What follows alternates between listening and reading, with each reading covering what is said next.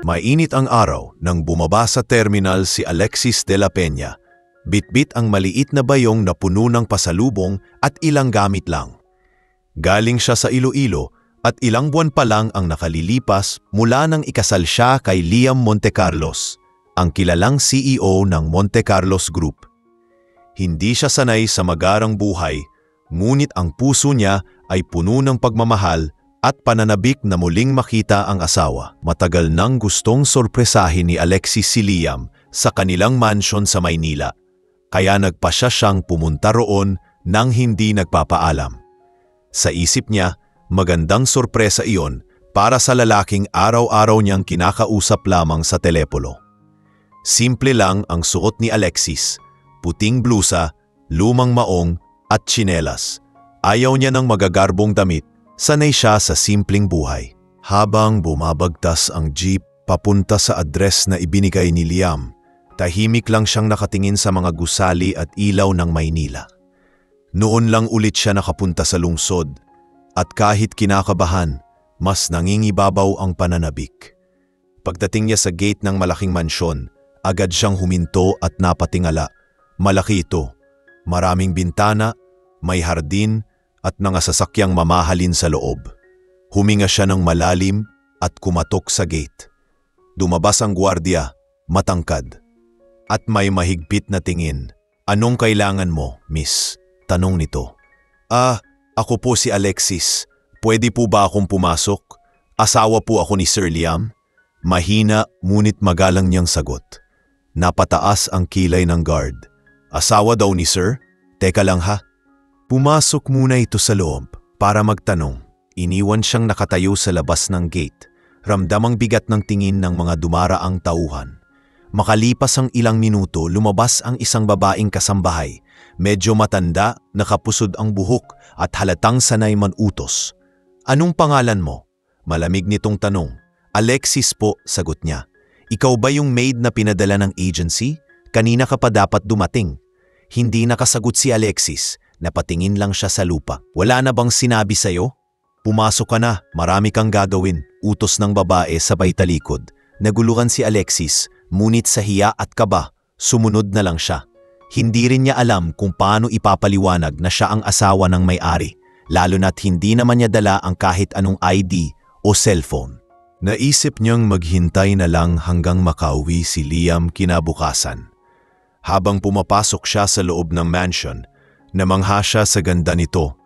Malalaking chandelier, marmol ang sahig, at may mga kasambahay na nagmamadali sa kani-kanilang gawain. "O ayan, tulungan mo silang maghugas ng pinggan. Doon sa kusina ka muna," sabi ng matandang babae na nakilala niyang si Madam Tessa. "Opo," sagot niya kahit medyo nanginginig ang boses. Habang naglalakad papunta sa kusina, narinig niyang bulungan ng ilang maid. Probinsyana ata yan. Ang simple, parang di bagay dito. Siguro bagong salta. Kita mo yung tsinelas, luma na. Parang tumusok sa puso ni Alexis ang bawat salitang iyon, pero pinili niyang magtiis. Hindi siya pinalaki ni nanay para lumaban ng walang dahilan. Sa kusina, tinuruan siya ng isa sa mga maid kung paano magayos ng pinggan. "Dito, ganito maghugas. Bilisan mo ha, ayaw ni Madam Tessa sa mabagal." Tahimik lang si Alexis habang sumusunod. Madalas siyang magkamali dahil hindi siya sanay sa ganoong klaseng pinggan. Mamahalin at delikado. Kapag nagkakamali siya, laging may kasunod na puna. "Ay naku, baka mabasag mo yan. Alam mo ba kung magkano yan?" sigaw ng isa. Pinagpawisan siya, ngunit hindi na lamang niya pinansin. Ang nasa isip niya, makikita rin niya bukas si Liam. At matatapos din ang lahat ng ito. Pagkatapos maghugas, pinaghakot naman siya ng labahin sa likod. Habang naglalakad, napatingin siya sa hardin kung saan nakatayo ang isang malaking larawan ni Liam. Nakasuot ng itim na suit, seryoso ang mukha. Napangiti siya ng bahagya.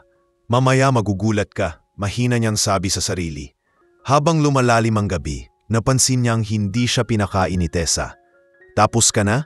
Kung gutom ka, kumuha ka na lang ng tinapay dyan," sabi nito sabay talikod. Kumuha siya ng isang piraso at kumain sa gilid ng kusina. Tahimik lang siya, nakayuko habang pinagmamasdan ng mga ilaw sa labas. Sa isip niya, baka tama lang na hindi muna siya magpaliwanag. Wala namang maniniwala kung sasabihin niyang siya ang asawa ni Liam. Bukas, pag-uwi nito, siya na mismo ang magsasabi sa lahat. Matapos magligpit, nagtuloy siya sa maliit na silid na itinuro ng isa sa mga maid. Doon siya pinatulog, sa tabi ng mga gamit sa labahan. Walang bentilador, malamig ang semento, at amoy sabon ang paligid. Umiga siya sa gilid at ipinikit ang mga mata. Habang pinakikinggan ang ugong ng mga sasakyan sa labas, naalala niya ang boses ni Liam sa huling tawag nila. Magpahinga ka lagi, Alexis. Pagbalik ko, gusto kong ikaw agad ang unang makita. Napaluha siya ng bahagya. Ako rin, mahal, pero hindi ganito ang unang pagkikita natin. Bulong niya, bago tuluyang nakatulog. Kinabukasan, maaga pa lang ay ginising siya ni Tessa. Hoy, bangon na. Marami ka pang gagawin. Linisin mo yung beranda.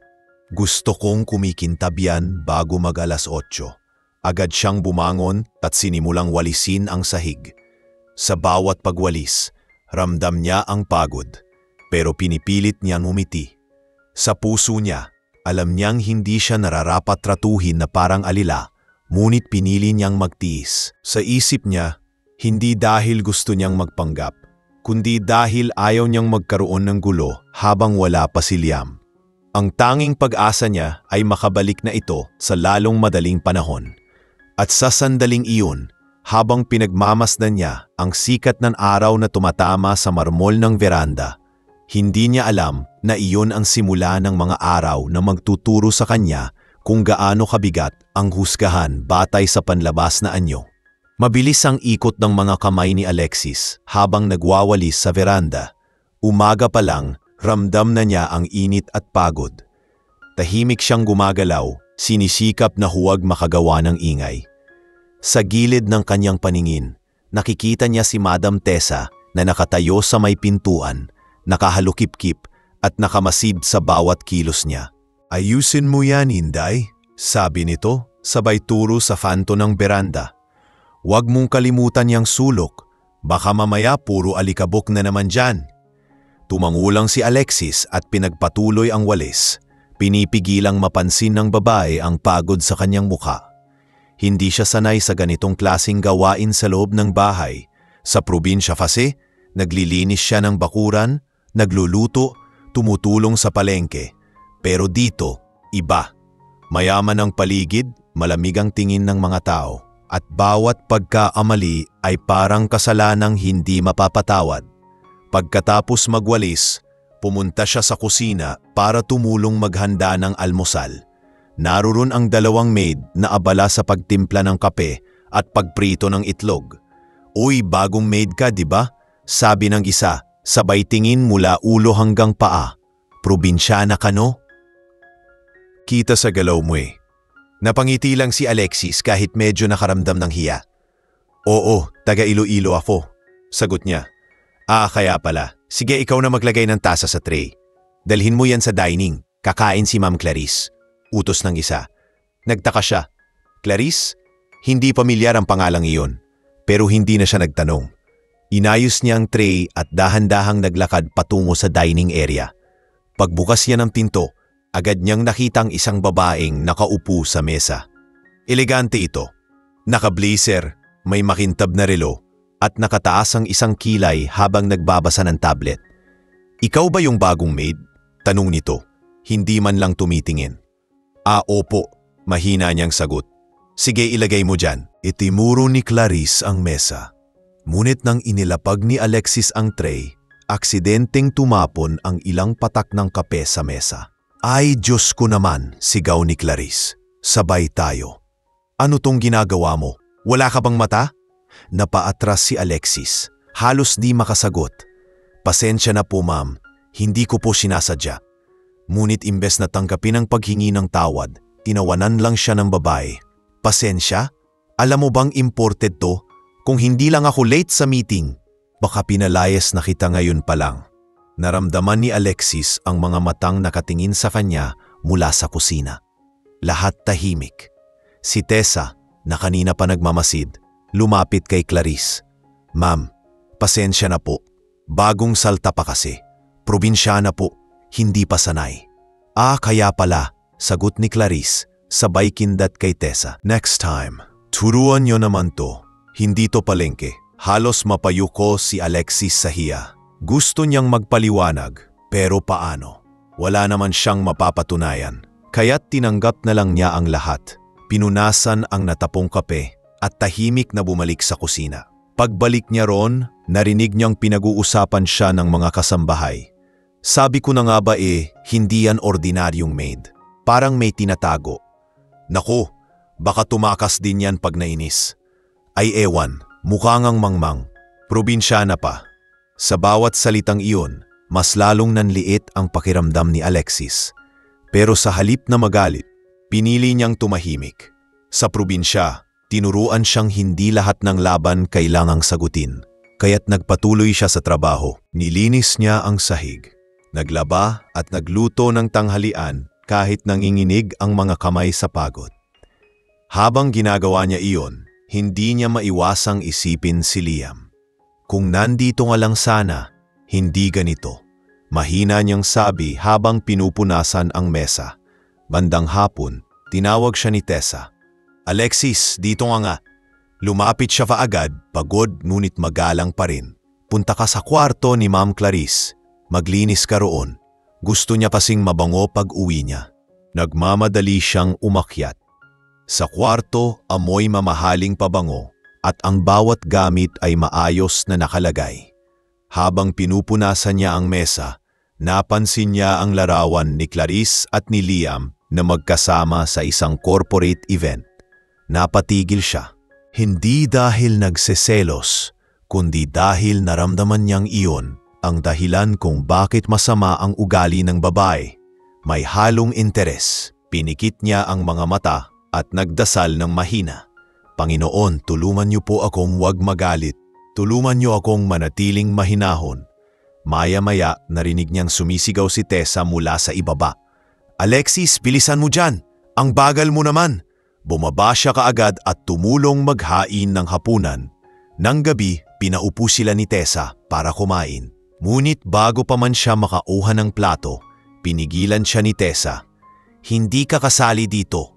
Sa likod ka kumain kasama ni Mang Nestor." Napayuko si Alexis. Hindi na siya kumibo at lumakad papunta sa likod ng bahay. Doon sa tabi ng mga labahan, kumain siya ng tinapay at kape. Habang tinitingnan ang mga bituin, hindi niya maiwasang mapaisip kung tama bang pumunta siya roon. "Dapat siguro naghintay na lang ako sa probinsya," bulong niya sa sarili. Ngunit sa gitna ng lungkot, naalala niya ang dahilan ng pagpunta. Gusto niyang sorpresahin si Liam. Ipakita rito na kaya niyang bumagay sa mundo nito. Hindi para patunayan ang sarili, kundi para ipadama ang pagmamahal na kahit sa gitna ng kahirapan, handa siyang sumabay. Kaya kahit masakit, pinili niyang magtiis. Pag-uwi ni Liam, siya mismo ang magpapaliwanag. At sa oras na iyon, sigurado siyang mauunawaan siya ng asawa. Bago matulog, nilabas niya mula sa bulsa ang maliit na pendant na ibinigay ni Liam noong kasal nila. "Huwag kang mawawala ha?" sabi niya sa pendant, para bang naririnig siya ng asawa kahit malayo. At habang mahina ang hangin at unti-unting lumalabo ang kanyang paningin sa antok, ramdam niya ang pagtibok ng puso. Mahina pero matatag. Isa yung paalala na kahit anong hirap ang harapin niya, hindi siya susuko. Dahil alam niyang darating din ang araw na makikilala siya hindi bilang probinsyanang maid, kundi bilang babaeng may dangal na asawa ng taong mahal niya. Mabigat ang umaga ni Alexis nang sumunod na araw. Maaga pa lang ay inutusan na siya ni Madam Tessa na magpunas ng mga kasangkapan sa sala, habang si Clarice naman ay abala sa pag-aayos ng papeles para sa isang meeting. Tahimik lang si Alexis, maingat sa bawat kilos. Ayaw niyang makagawa ng kahit anong pagkakamali. Ngunit tila sadyang sinusubok siya ng pagkakataon. Habang inililipat niya ang isang vase sa mesa, Napansin niyang dumating si Clarice na may dalang kape. "Oh, nandito ka pala. Linisin mo tong basang mesa at siguraduhin mong walang bahid," malamig na sabi nito. Tumango si Alexis at agad kinuha ang basahan. Ngunit bago pa man niya maipatong ang vase, aksidenteng tumama ang laylayan ng kanyang damit sa kamay ni Clarice. Natapon ang kape sa sahig at sa pantalon ng babae. "Diyos ko naman!" sigaw ni Clarice habang napatalon. "Anong klaseng katangahan to? Hindi ka ba marunong tumingin sa ginagawa mo?" Nabigla si Alexis at agad nag-abot ng tissue. "Pasensya na po ma'am, hindi ko po sinasadya." Pero lalo lang itong nagalit. "Pasensya? Alam mo bang imported to? Magkano lang ba ang sweldo mo para mapalitan to ha?" Tumahimik si Alexis, nakayuko, habang pinupunasan ang sahig. "Huwag mo kong tatabihan, ang dumi mo!" sigaw ni Clarice, sabay talikod. Dumating si Tessa at napansin ang nangyari. "Ano na namang kaguluhan to?" tanong niya. "Yan kasi," sabat ni Clarice, "hindi marunong mag-ingat. Kung hindi lang dahil sa agency, matagal ko nang pinaalis yan." "Pasensya na po talaga, ma'am," ulit ni Alexis, naminginig ang boses. "Hindi ko po sinasadya, nahampas lang po ng hangin." Tumawa si Tessa ng mapakla. "Hangin? Aba, ngayon ko lang narinig yan. Hangin daw. Huwag kang palusot, Inday. Kung gusto mong manatili dito, ayusin mo trabaho mo. Hindi kami dito nagbabayad para sa palpak." Tahimik lang si Alexis. Inulot niya ang basang tela at patuloy na nilinis ang sahig kahit ramdam na ramdam niyang pinagmamasdan siya ng lahat. Sa mga mata ni Clarice at Tessa, isa lamang siyang hamak na probinsyana na walang karapatang magkamali. Ngunit sa loob-loob niya, pinipigilan niyang lumuha. Ayaw niyang makita ng mga ito na nasasaktan siya. Alam niyang darating din ang araw na makikita nilang mali ang kanilang pagtrato sa kanya. Habang naglilinis siya, pumasok si Jenny sa sala, ang batang maid na laging may malasakit sa kanya. "Ate, kumain ka muna." O, iniabot nito ang isang pandesal at isang tasa ng gatas. "Salamat, Jenny," mahinang sagot ni Alexis. "Kawawa ka na ate, bakit kasi di mo sabihin kung sino ka talaga para matapos na to?" Napangiti si Alexis ng mapait. "Baka lang lalo lang lumala, Jenny. Hindi sila maniniwala. Baka isipin pa nila na babaliw ako. Hihintayin ko si Liam. Malapit na siyang bumalik." Tumango si Jenny, halatang naiintindihan ang takot ng babae. "Ang bait mo ate, kung ako yan, matagal ko na silang sinigawan." Napatawa si Alexis ng mahina. "Hindi ko ugali ang makipag-away. Minsan, mas malakas ang tahimik na pagtiis." Pagkatapos ng ilang oras, narinig ni Alexis na may dumating na mga bisita. Mga empleyado raw ng kumpanya, kasama si Clarice. "Maghanda ka ng kape," utos ni Tessa. "At siguraduhin mong tama ang timpla. Ha? Ayokong mapahiya tayo." Agad siyang nagpunta sa kusina at nagtimla ng kape. Pilit pinipigilan ang kaba. Inihanda niya ang tray at dinala ito sa conference room. Pagpasok niya, napansin agad na mga bisita ang simpleng ayos niya. Nakaputing blouse na may bahid ng sabon at pawis sa noo. "Oh, sino yan?" tanong ng isa. "Bagong maid sir," sagot ni Clarice, sabay ngisi. "Medyo probinsyana pero mabait daw," sabi ni Tessa. Tumawa ang isa pa. Ganun ba? Mukhang kailangan pa ng training sa Maynila." Napayuko si Alexis habang inilalapag ang tray sa mesa. "Salamat Inday. Next time konting ayos naman sa itsura. Hindi lahat ng pumapasok dito pwede basta-basta." Sa loob-loob niya, ramdam ni Alexis ang pagputok ng dibdib. Hindi dahil sa insulto, kundi dahil sa pakiramdam na wala siyang magawa. Naiisip niya si Liam. Paano kung malaman ng asawa niya na ganito siya tratuhin? Siguradong magagalit iyon. Pero ayaw niyang gumawa ng gulo habang wala pa ito. Kaya't pinili niyang tumalikod ng marahan at bumalik sa kusina. Kahit ramdam pa rin niya ang tawanan ng mga tao sa loob ng silid. Pagbalik niya sa labahan, tahimik siyang umupo at pinagmasdan ang mga kamay niyang tuyo at may gasgas. Naalala niya ang mga araw sa probinsya, ang hangin, ang amoy ng palay, at ang ngiti ni Liam habang sinasabing, "Hindi kita papabayaan, Alexis, kahit anong mangyari." Napaluha siya ng bahagya. "Hindi mo naman ako pinabayaan, mahal. Ako lang talaga ang pumili ng ganitong sitwasyon," bulong niya. Sa sumunod na oras, inutusan siyang magdala ng inumin sa hardin kung saan naroon si Clarice at ang mga bisita. Nang makita siya ng babae, agad itong ngumisi. "Oh, nandito ka na naman. Sige, ilapag mo yan. Pero sa susunod, siguraduhin mong marunong ka ng umayos." Tinawanan siya ng mga bisita habang isa sa kanila ay nagsabing, "Clarice, baka naman pwede mong bigyan ng training tong maid nyo. Sayang maganda pa naman kaso halatang probinsyana." Napahinto si Alexis. Ang salitang probinsyana ay parang sibat na tumama sa kanyang dibdib. Hindi niya kailanman ikinahiya ang pinanggalingan niya. Pero mayon, naramdaman niyang ginagamit iyon para yurakan siya. Pagkatapos ng hapunan, pagod na pagod siyang bumalik sa kanyang maliit na silid. Naupo siya sa gilid ng kama at hinawakan ang pendant ni Liam. "Kung alam mo lang kung gaano kahirap, Liam," mahina niyang sabi. "Pero kakayanin ko, kasi pag nakita na kitang muli, lahat ng ito parang panaginip na lang." Sa labas ng silid, tahimik na nakikinig si Jenny. Hawak ang isang pirasong tinapay na balak sanang ibigay.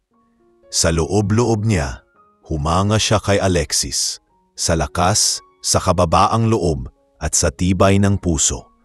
At sa gabing iyon, habang tulog na ang buong bahay, nanatiling gising si Alexis, pinagmamasdan ng kisame at nagdarasal na sana dumating na ang araw na matapos na ang lahat ng kahihiyan. Hindi niya alam ang bawat patak ng kanyang luha ay simula ng pagbaligtad ng kapalaran at ng araw na makikilala siya ng mga taong minamaliit bilang babaeng hindi basta-basta kayang tapakan. Mabilis lumipas ang mga araw at unti-unti nang sanay si Alexis sa takbo ng buhay sa mansyon. Kahit papuno ito ng utos, pangungutya at mabibigat na trabaho. Tuwing umaga, siya ang unang bumabangon para magwalis sa veranda, magluto ng almusal at maglinis ng mga silid.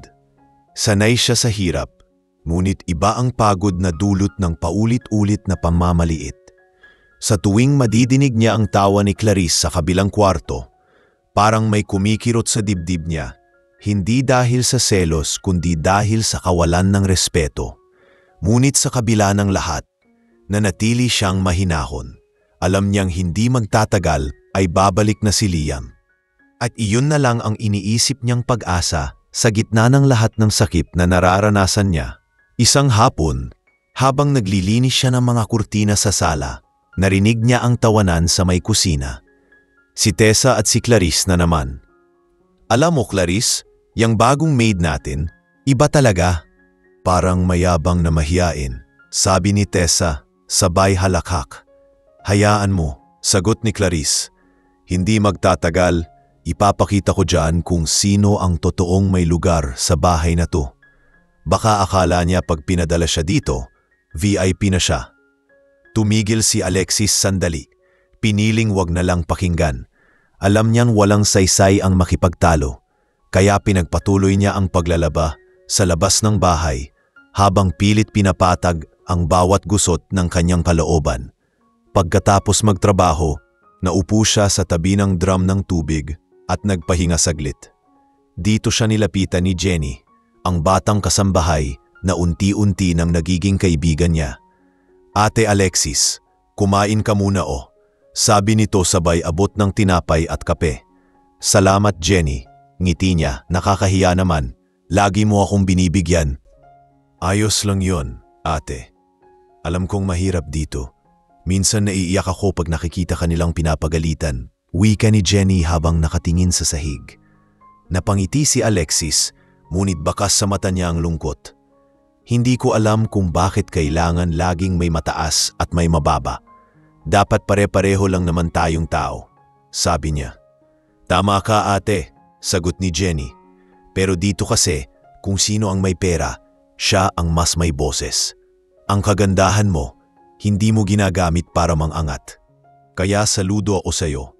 Bago pa sila makapagpatuloy ng usapan, dumating si Tessa at agad silang pinaghiwalay. Ano to, tsismisan sa gitna ng trabaho? Jenny, bumalik ka sa kusina. Alexis, linisin mo yung kwarto ni Ma'am Clarice. Dali. Agad silang sumunod. Pagpasok ni Alexis sa kwarto ni Clarice, naamoy niya ang matapang na pabango at nakita ang mga kalat na papel sa mesa. Habang nililinis niya iyon, nadampot niya ang isang sobre na may nakasulat na To Liam Montecarlos. Hindi niya binuksan pero napaisip siya.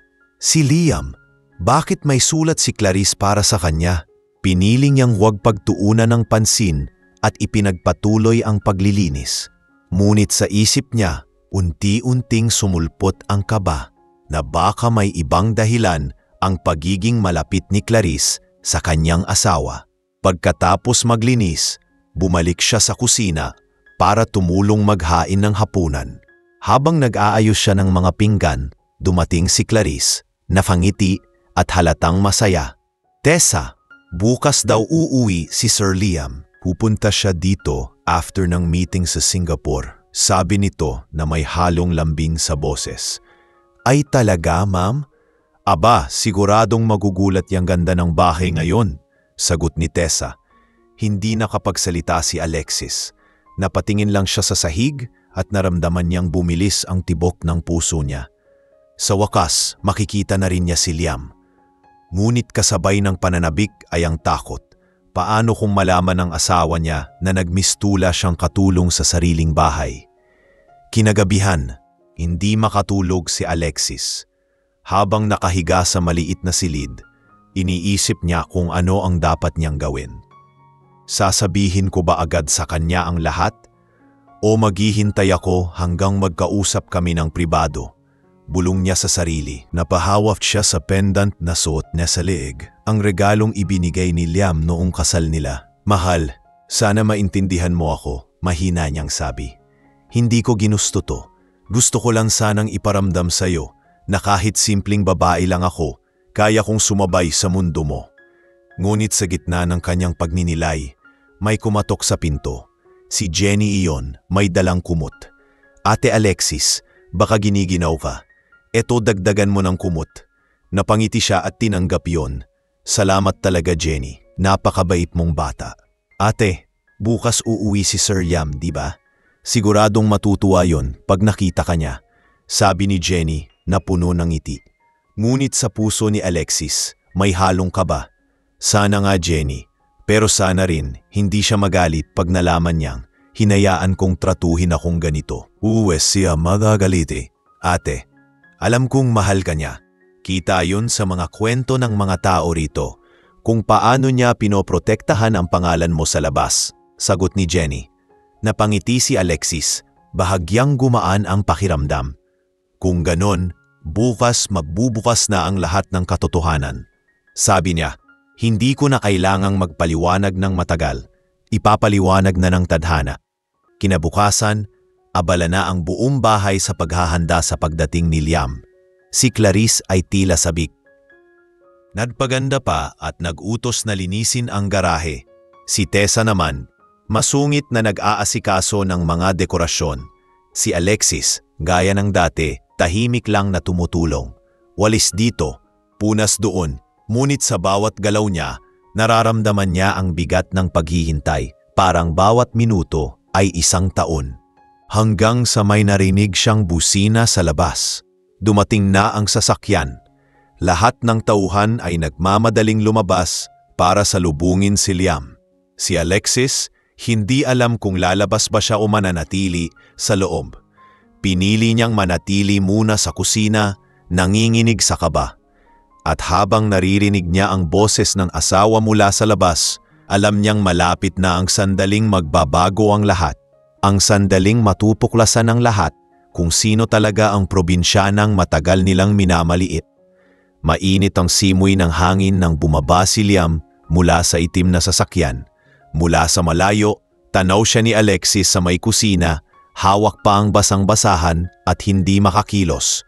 Matikas pa rin ang tindig ng asawa niya, naka-Amerikana kahit tanghali at halatang pagod mula sa biyahe. Ngunit sa ngiti nitong ibinigay sa mga tauhan, ramdam ni Alexis ang parehong lambing na dati niyang nakikita sa tuwing bumabalik ito mula sa trabaho. Parang gusto niyang tumakbo at yakapin si Liam pero pinigilan niya ang sarili. Alam niyang hindi tamang basta-basta lumapit habang may mga tao. Naisip niyang hintayin muna itong makapasok sa bahay at saka niya kakausapin ng pribado. Ngunit hindi pa man siya nakakaisip ng susunod na hakbang. Narinig niya ang sigaw ni Madam Tessa mula sa labas.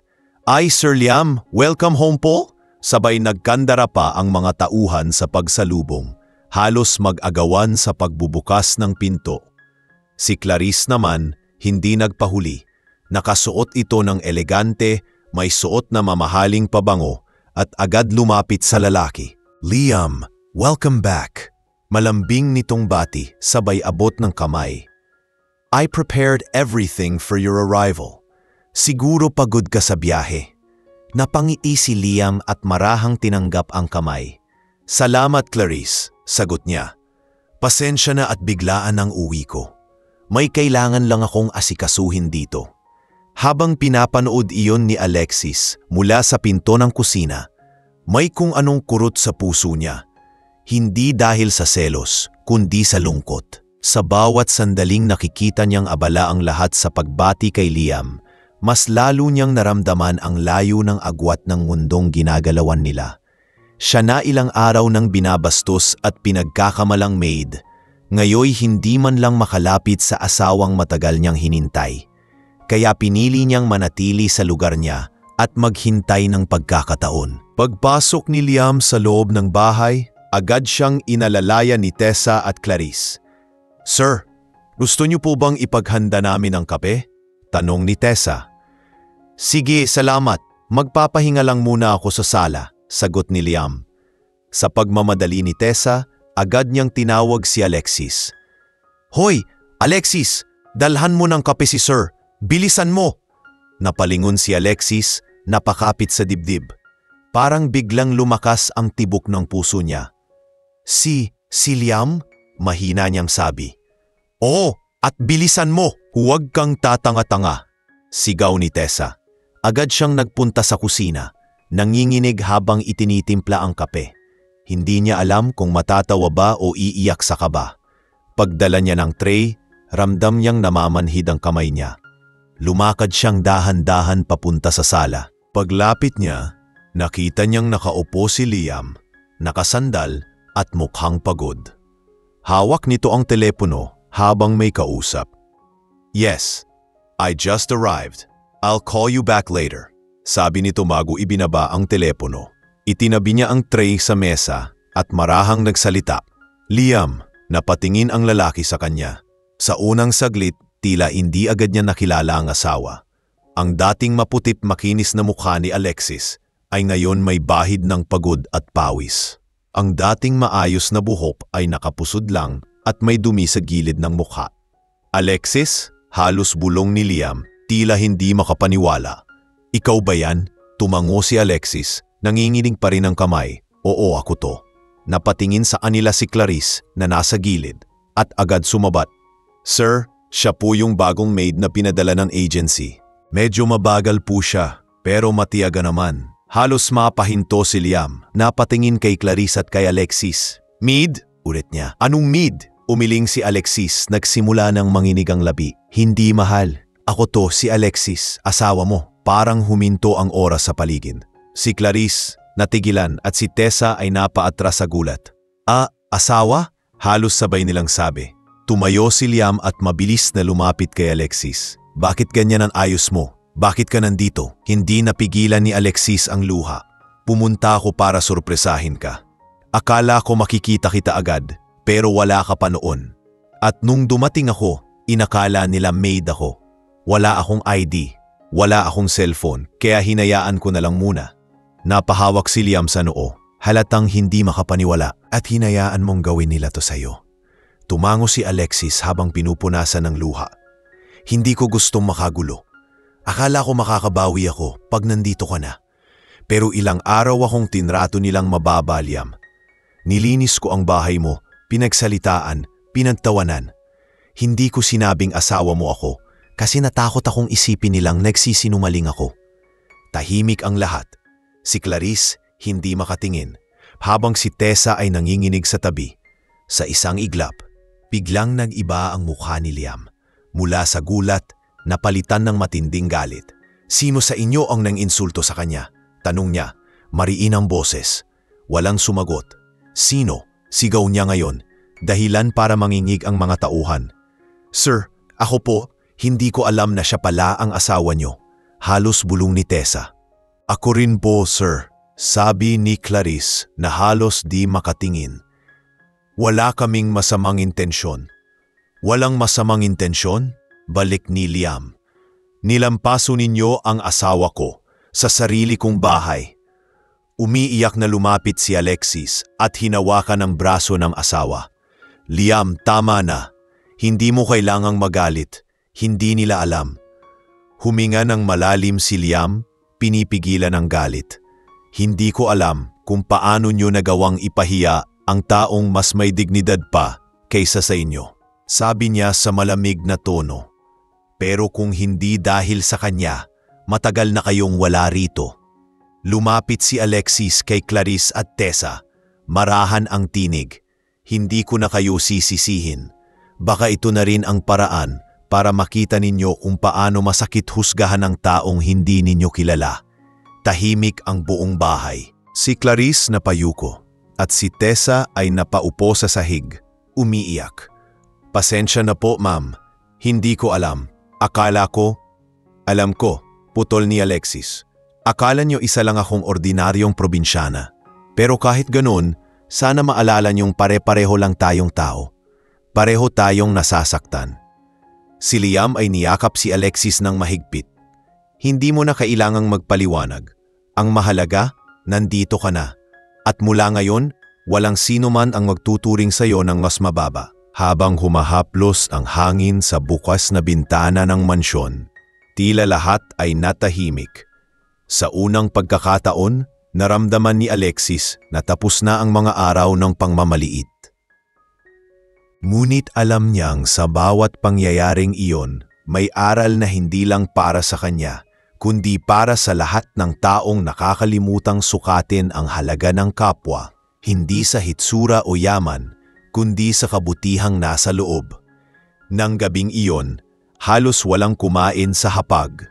Tahimik ang buong bahay at tanging kaluskos ng mga pinggan lang ang maririnig.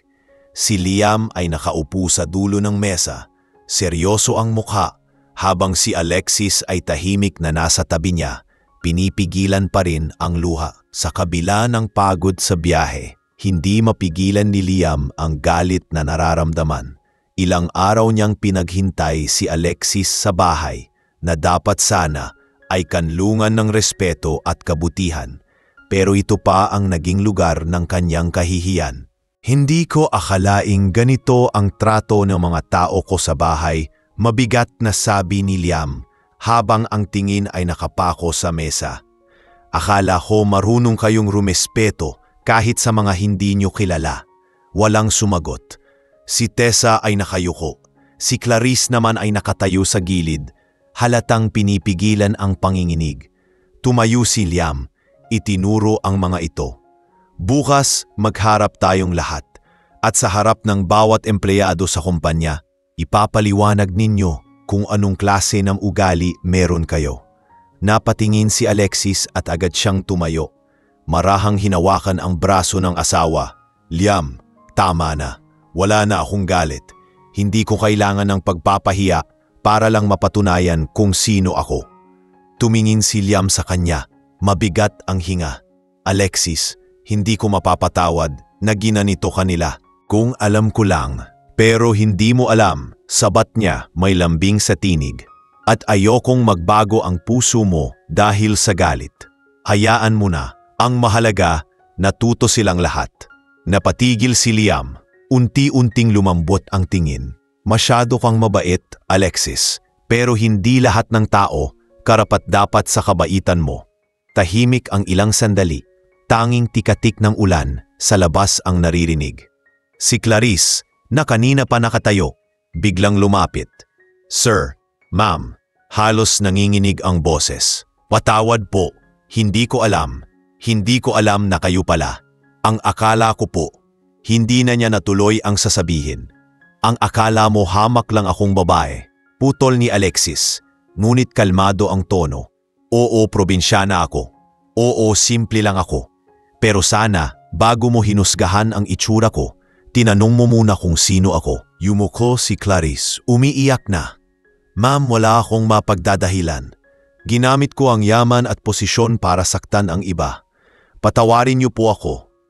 Lumapit si Alexis, marahang hinawakan ng kamay nito. "Hindi ako Diyos para hindi magpatawad. Pero sana, huwag mo nang ulitin sa iba ang ginawa mo sa akin. Ang tao, hindi mo nasusukat sa pananamit o sa kung saan siya galing. Nasusukat siya sa kabutihan." Lalong napaiyak si Clarice, at kahit si Tessa ay napahikbi na rin. "Ma'am, ako rin po. Wala akong karapatang magmalaki. Nasanay na po kasi akong tingnan ang mga tao sa labas, hindi sa loob. Pasensya na po." Mumiti si Alexis, tinapik ang balikat ni Tessa. "Ang mahalaga, alam ninyong nagkamali kayo. Hindi huli ang lahat para magbago." Nakatingin lang si Liam sa kanila. Hindi makapaniwala kung gaano kahabang pasensya at kabutihan ang nasa puso ng asawa niya.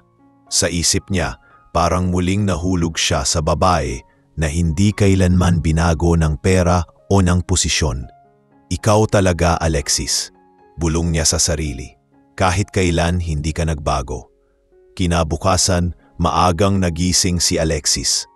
Habang pinagmamasdan ang liwanag ng araw na tumatagos sa kurtina, ramdam niyang may bigat pa rin sa paligid, pero iba na ang hangin, mas magaan, mas tahimik. Sa unang pagkakataon, pinagsilbihan siya ng mga kasambahay. "Ma'am, gusto niyo po ba ng almusal?" tanong ni Jenny, nafangiti. "Ako na, Jenny, hindi ko ugali ang inuuna. Mauuna ka na lang kumain, bata ka pa," sagot niya, sabay ngiti. Ngunit pinilit ni Jenny, "Ma'am, hayaan niyo kaming bumawi. Hindi namin alam na kayo pala ang dahilan kung bakit maayos kaming may trabaho dito." Habang kumakain, napatingin si Alexis sa labas at nakita si Liam na tausap ang mga tauhan sa garahe. Tila seryoso ito, ngunit mababasa sa ekspresyon ng mukha ang determinasyon na ituwid ang lahat. Pagpasok nito, nilapitan siya at marahang hinawakan sa balikat. "Simula ngayon, ayusin ko ang sistemang to. Hindi lang sa bahay, pati sa kumpanya. Hindi pwedeng magpatuloy ang ganitong klasing ugali sa paligid natin." Tumango si Alexis. "Hindi mo kailangang baguhin ang lahat agad. Basta ipakita mo lang na kahit CEO ka, marunong kang makinig sa mga taong nasa ilalim mo. Doon magsisimula ang pagbabago." Nang hapon ding iyon, ipinasama ni Liam si Alexis sa opisina. Pagdating nila sa Monte Carlos Group, nagulat ang mga empleyado nang makita si Alexis na kasama ng kanilang boss. Maraming nakatingin, nagtatanungan kung sino ang babaeng kasama ng CEO. Ngunit hindi na nagtagal ang pag-aalinlangan. Sa gitna ng lobby, ipinakilala siya ni Liam sa lahat. "Gusto kong makilala niyo si Alexis Monte Carlos," sabi niya malinaw at mariin. "Hindi siya bisita, hindi siya kliyente. Siya yung asawa ko." Nagpalakpakan ang mga tao, pero higit sa lahat, ramdam nila ang pagkahiya sa sarili nilang mga naunang akala. Sa mga nakaraang linggo, naririnig nila ang mga chismis tungkol sa probinsyanang maid sa bahay ni Sir Liam at ngayon natuklasan nilang siya pala ang tunay na may bahay. Ngunit imbes na ipahiya ang sinuman, mumiti lang si Alexis. "Walang masama sa pagiging simpleng tao," sabi niya. "Lahat tayo may pinanggalingang hindi perpekto, pero sana matutunan natin na huwag manghusga sa panlabas na anyo, kasi baka yung inaapi mo ngayon, siya pala ang magtuturo sa'yo ng tunay na kahulugan ng kabutihan." Pag-uwi nila sa bahay, muling tahimik si Alexis, pero ibang tahimik iyon, punong-puno ng kapayapaan. Humarap siya kay Liam at ngumiti. Salamat, mahal, sa pagtindig para sa akin. Tumango si Liam. Marahang hinaplos ang kanyang pisngi. Salamat din sa pagtuturo sa akin kung paano maging tao sa kabila ng posisyon ko. Hindi ko makaalimutan to. Niyakap siya ni Alexis ng mahigpit at sa yakap na iyon, tila nabura ang lahat ng sakit ng nakaraan. Habang lumulubog ang araw, nakaupo silang dalawa sa veranda. Pinagmamasdan ang kalangitang nagiging kahel. Akala ko, tapos na ang pagsubok, bulong ni Alexis. Pero baka ito pa lang ang simula ng panibagong yugto. Isang yugto kung saan natutunan nating pare-pareho lang tayong tao. May damdamin, may pagkakamali, pero may kakayahan ding magbago. Sa malayo, maririnig ang halakhakan ng mga kasambahay na ngayon ay may respeto at pagmamahal na sa kanya. At sa puso ni Alexis, alam niyang hindi na kailanman babalik sa dati ang mundo nila. Dahil sa gitna ng pagdurusa, natuklasan niyang ang tunay na lakas ng tao ay hindi nasusukat sa yaman o ganda, kundi sa kakayahang magpatawad at magmahal ng totoo. Lumipas ang ilang araw matapos ang gulo sa mansyon. Unti-unting bumalik sa normal ang takbo ng bahay, ngunit hindi na tulad ng dati. Ang dating mga kasambahay na laging may halakhak ng pangungutya ay ngayon ay naging tahimik at magalang. Si Tessa ay mas maingat na sa pagsasalita at si Clarice naman ay bihirang magpakita. Tila patuloy na nilulunok ang kahihiyang dala ng nangyari. Si Alexis sa kabilang banda ay nanatiling kalmado. Hindi siya nagbago. Patuloy pa rin siyang tumutulong sa mga gawain kahit sinabi na ni Liam na hindi na niya kailangang gawin iyon. Masanay na akong kumikilos, mahal. Sabi niya habang naglalagay ng mga bulaklak sa florera. Hindi ko kayang umupo lang buong araw at panoorin silang nagtatrabaho. Napangiti si Liam. At iyan ang isa sa pinakamamahal ko sa iyo. Sagot niya, pero sana, sa mga oras na ito, matutunan mo ring hayaang ang iba ang mag-alaga sa iyo. Tumawa si Alexis. Siguro, kapag natuto na akong tumigil kahit isang araw, sagot niya sabay halakhak. Ngunit kahit pa may katahimikan sa bahay, naramdaman ni Alexis na marami pa ring sugat na hindi agad maghihilom. Maraming beses niyang nakikitang nag-iiwas ng tingin si Clarice sa tuwing magtatagpo ang kanilang landas. Isang hapon, habang naglalakad siya sa hardin, narinig niyang umiiyak ang babae sa gazebo. Dahan-dahan siyang lumapit at narinig ang mahina nitong bulong. Paano po babaguhin to? Lahat ng ginawa kong masama, parang paulit-ulit na bumabalik sa isip ko. Huminga ng malaling si Alexis at lumapit. Ang pagbabago, Clarice, hindi dumarating sa isang gabi. Pero ang mahalaga, gusto mo nang magsimula. Nagulat si Clarice, napatingin kay Alexis at agad tumayo. Ma'am, pasensya na po. Hindi ko alam na nandito kayo. Ngumiti si Alexis. Hindi mo kailangang humingi ng tawad sa tuwing magtatama ang landas natin. Ang nakaraan ay aral, hindi parusa. Tumango si Clarice, nangingilid ang luha. Sana po balang araw, mapatawad niyo talaga ako. Matagal na kitang napatawad, sagot ni Alexis. Ang mas mahalaga ngayon, patawarin mo ang sarili mo. Samantala, si Liam ay abala sa pagbabago ng mga patakaran sa kumpanya. Sa tulong ni Alexis, nagsimula siyang magpatupad ng bagong programa para sa mga empleyado. Isang seminar tungkol sa respeto at malasakit sa kapwa. Ipinangalan nila itong Pantay-Pantay sa Monte Carlos. Lahat ng empleyado, mula sa pinakamataas na posisyon hanggang sa mga janitor, ay kailangang dumaan dito. Ayaw may maramdaman pang maliit sa kumpanyang ito. Paliwanag ni Liam sa board meeting. Lahat tayo ay may ambag at dapat pare-pareho ang tingin sa bawat isa. Proud na nakatingin si Alexis sa kanya habang nagsasalita ito. Nakita niya kung gaano kaseryoso si Liam, hindi lang para sa negosyo, kundi para sa mga taong kasama nila sa bawat araw. Pagkatapos ng unang araw ng seminar, Lumapit si Liam kay Alexis sa opisina. Alam mo bang dahil sa'yo, mas napagtanto kong hindi lang pala kita asawa, kundi inspirasyon, sabi niya. Napangiti si Alexis at marahang hinawakan ang kamay nito. Hindi ko ginawa to para baguhin ang mundo, mahal. Gusto ko lang makita na ang mga taong nasa paligid mo ay may malasakit sa isa't isa. Kasi kapag may respeto, mas madali ang pag-unlad.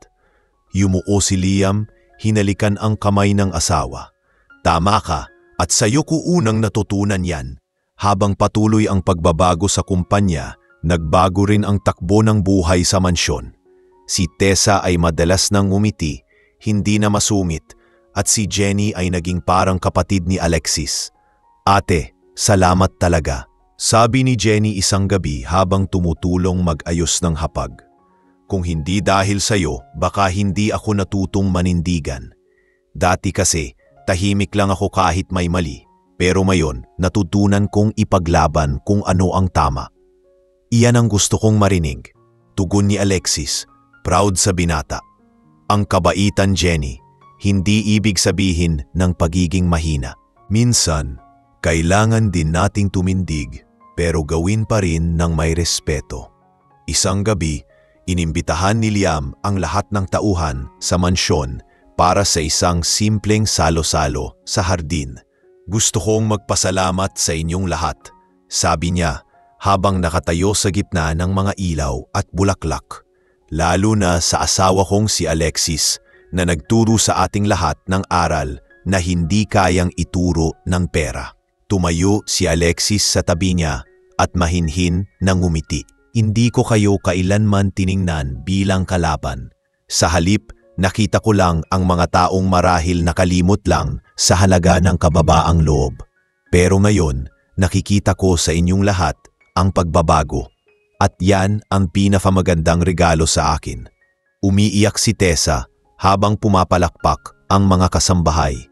Ma'am Alexis, salamat talaga.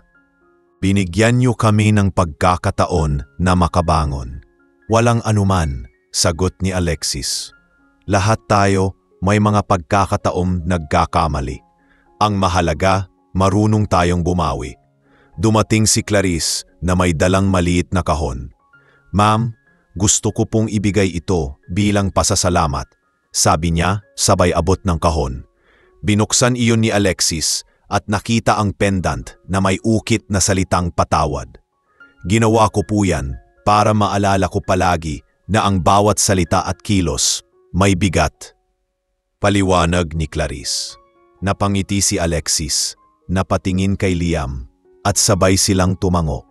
Nang gabing iyon, habang nakatingin sila sa mga bituin, mahina ang tinig ni Liam. Hindi ko akalaing mangyayari lahat ito dahil lang sa isang maling akala. Minsan, kailangan talagang ating maranasan ang sakit para matutunan kung paano magmahal ng totoo, sagot ni Alexis. At sa dulo, lahat ng sugat pag ginamot ng kabutihan nagiging aral. Magkahawak kamay silang tumingin sa langit at sa pagitan ng katahimikan, naramdaman ni Alexis ang kapanatagan na matagal na niyang hinintay. Wala nang takot, wala nang pag-aalinlangan. Ang natitira na lang ay kapatawaran, pag-asa at isang tahanang muling natutong maging payapa. Makalipas ang ilang linggo, unti-unting nagbalik sa normal ang lahat. Ngunit iba na ang hangin sa loob ng mansyon. Ang dating malamig at puno ng pangmamaliit ay napalitan ng respeto at malasakit. Hindi na kailangang magsalita ni Alexis para maramdaman ng lahat ang pagbabago. Ang kanyang tahimik na presensya ay nagsilbing paalala sa mga tao na ang kababaang loob ay hindi kahinaan, kundi lakas. Madalas siyang tuluvan ngayon ng mga kasambahay, hindi dahil sa takot, kundi dahil sa tunay na paggalang. Si Jenny ay palaging nasa tabi niya, laging nakangiti. Ate, nakakagaan ng loob kapag nakikita kitang masaya, sabi nito minsan habang nag-aayos sila ng mga bulaklak sa hardin. Matagal na akong masaya, Jenny, tugon ni Alexis. Baka dati lang hindi halata kasi pagod ako sa pag-unawa. Pero ngayon, mas magaan na, mas payapa habang abala sa kanyang araw-araw na gawain. Si Liam naman ay mas lalong nakikita ng mga tao bilang isang leader na may puso. Iba na ang pamamalakad niya sa kumpanya. Pinairal niya ang pantay na trato at mas pinakinggan niya ang mga hinaing ng maliliit na empleyado. Minsan, tinanong siya ni Alexis habang nagkakape sila sa veranda, "Mahal, hindi ka ba nahihirapan sa dami ng binago mo?" Napangiti si Liam, iinabi ang tasa ng kape at hinawakan ang kamay ng asawa. Hindi mahirap baguhin ang sistema kung alam mong para ito sa tama. Ang mahirap ay baguhin ang puso ng tao. Pero dahil sa'yo, natutunan kong unahin ang malasakit kaysa sa kayabangan. Napangiti si Alexis, pinisil ang kamay ng asawa. Hindi mo kailangan maging perpekto para maging mabuting tao. Sapat ng marunong kang makinig at magmahal. Isang umaga, dumating si Clarice sa bahay. Hindi na siya nakauniporme o nakataas ang kilay gaya ng dati. Simple lang ang suot niyang bestida. May bitbit na bulaklak at halatang kinakabahan.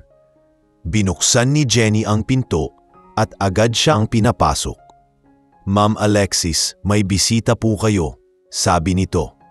Lumabas si Alexis mula sa kusina at nang makita si Clarice, napangiti siya. "Clarice, anong ikinagulat ko't naparito ka?" tanong niya. "Ma'am, gusto ko lang pong personal na magpasalamat at magpaalam na rin," sagot ni Clarice. "Aalis po ako. May inaalok na trabaho sa akin sa Davao. Isang maliit na NGO na tumutulong sa mga kabataang walang kakayahang makapag-aral. Gusto kong magsimula ulit. Gusto kong gamitin yung natutunan ko sa inyo." Napangiti si Alexis at niyakap ang babae. "Mabuti yan, Clarice. Huwag mong sayangin ang pagkakataon. Ang pagbabago, hindi lang dapat nakikita, dapat nararamdaman sa gawa." Umiiyak si Clarice habang mahigpit na yumakap pabalik. "Ma'am, kung hindi niyo ako pinatawad, siguro hanggang ngayon puno pa rin ng galit ang puso ko. Salamat sa pagtanggap. Salamat sa aral. Hindi ko lang ginawa yon para sa'yo," sagot ni Alexis. "Ginawa ko rin yon para sa sarili ko. Kasi ang hindi marunong magpatawad, siyang laging bihag ng nakaraan." Pag-alis ni Clarice, lumapit si Liam kay Alexis. "Alam mo ba, hindi ko inasahan na darating yung araw na makikita kong lumuluha ang dating mapagmataas na si Clarice sa harap mo. Napakalaking pagbabago yon." "Tao lang siya, mahal," sagot ni Alexis. "At lahat ng tao, kahit gaano kasama, may kakayahang magbago kung bibigyan ng pagkakataon." Napangiti si Liam. "Kaya pala kahit anong pagsubok, hindi kita kayang iwan. Kasi palagi kang nakakakita ng kabutihan kahit sa gitna ng kasamaan." Ilang araw matapos umalis si Clarice, tinawag ni Liam si Alexis sa opisina. "May gusto akong ipakita sa'yo," sabi niya. Dinala siya nito sa isang conference room na may malaking screen. Doon ipinakita ni Liam ang bagong project ng Monte Carlos Group, isang foundation para sa mga kababaihang gustong magtayo ng maliit na negosyo. Monte Carlo Women's Initiative, ang nafasulat sa logo. "Ito ang inspirasyon mo," sabi ni Liam habang tinitingnan siya. "Ikaw ang dahilan kung bakit ko naisip to.